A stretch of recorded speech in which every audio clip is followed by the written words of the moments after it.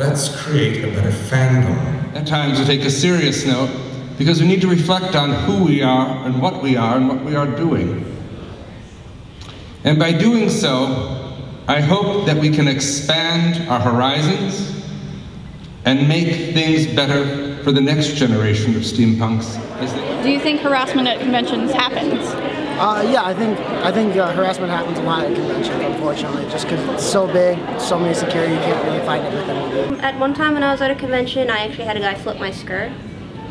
And I found that fairly embarrassing considering I was underage at the time. You know, thankfully it has never been like physical, or it has never been physical sexual violence, even though I have known other women and men who have gone through both at conventions. For me, it's been a lot of verbal harassment. I don't think it's a myth. I am sure that it has happened. I've heard of some people say that it has happened. I think that I'm a responsible adult. I travel with a lot of people. I don't drink irresponsibly. I think that the people that do say that they get harassed are usually people that are irresponsible. I would say I have seen harassment at conventions happen. What in particular? Can you give me an example? Just vulgar and inappropriate language to the party goers. I think harassment happens more to females at conventions just because of our culture. I've seen guys get hooted at, but they don't seem to mind it so much. Yes. I would definitely have to say it happens more to females just because of the nature of cosplaying and conventions and everything, so they definitely get harassed a lot more. Just some people see the way they're dressed and they're thinking, oh, they're in a costume, they're so pretty or so hot, I can go up and talk to them or touch them, or they're just general pervs. So females definitely get harassed more than males do. Not that male harassment doesn't happen, it's just females is way more predominant. There are people who misunderstand the culture of conventions now that conventions have become more mainstream, and that is where I think a lot of harassment issues come into play. When you look at all the victims there are, a higher percentage are women. But victimization among men happens much more frequently than people realize. So women are very unlikely to talk about being victimized, and men are even less likely to do so. And so the way we try to do something about that is stop blaming people for their own victimization. And we make sure that resources are available and visible for individuals who are victimized. And just like military personnel are in uniform, police officers are in uniform, firefighters are in uniform. The ladies are in the red Coldstream Guards inspired uniforms with the shorter skirts, and the jackets, and the gentlemen are in the navy blue and black uniforms, which are modeled after the British Irish Guards unit. And so they, with the red caps, in the hopes that they would be distinct enough, and with the red, be identifiable enough at a distance that they can be seen. They need to be more empowering. We need to empower them with and make sure that they know and understand they're equal as anyone else. I think these conventions are great because you see a lot more females coming every single year, and I think that's going to help. After the event happened, I didn't know who they were. I had no idea of identifying them. So what I did was that I went to Tumblr and I wrote up a descriptive blog post about everything that happened, and I said, I don't know who these guys are, please signal boost and help me find them. And overnight I'd gotten over 1,500 notes. And I got the attention of the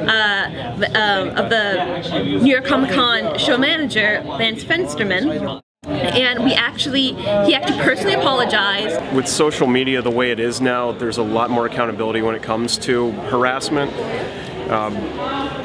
Usually whenever there is some form of harassment, it spreads like, news of it spreads like wildfire throughout Facebook and all other forms of social media.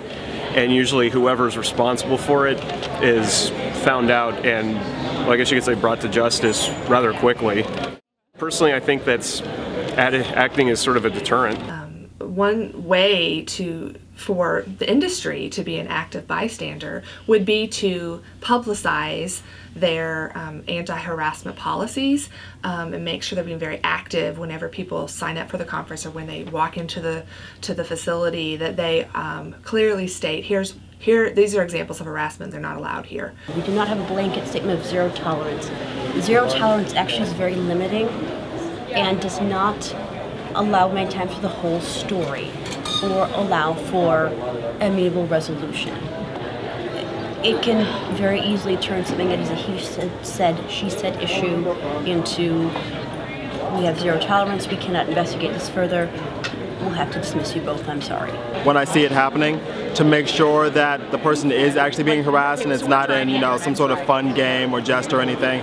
So I observe, and then I will usually step in if I need to, or I will get a hold of security. The bottom line is intervention is not easy. It's a very difficult thing. There are two kinds of interventions. There's indirect and there's direct.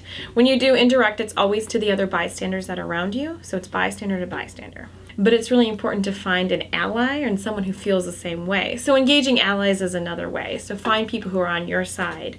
And then there's just making a plan. So turning to someone else and be like, hey, if I do this, do you want to do it with me? Or what do you think we should do? Mm-hmm. So just arranging like, what's next? What should we do? What's the best course of action? Sometimes things are a little bit above us.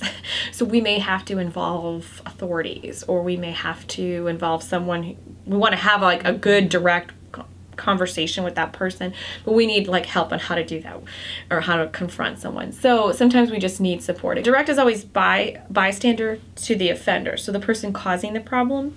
You could set limits with them. If that happens again, I'm going to call the police. You can also express feelings. So that's when we use those great I statements. When this happened, I felt disrespected, those kinds of things. Then we move into changing the focus. So there are some really good interventions or good times to use non-participation. So non-participation is where, someone's like, well, hey, we should go do this. And you say, I don't think that's a good idea. Like, count me out. Like, I'm not about touching someone inappropriately. Or changing the subject. If someone was verbally harassing someone and you went up to them and said, hey, what time is it? It may get them to stop and say, what? Take them off course, and then give the person who has been like being harassed a chance to get away. I have seen this happen, and I have stepped in. We were actually in a party room, and I felt that somebody was being a little too friendly with a girl who was potentially underage and intoxicated. So I stepped in and took her away into our room. And what was your thought process during that event? My thought process during the event was that this is not cool. Somebody's probably going to attempt to take advantage of this girl, and she probably doesn't want to be taken advantage of. And even if she does, she's not in the same thinking process. We must be vigilant, and above all, we must believe that good will triumph over evil at all costs.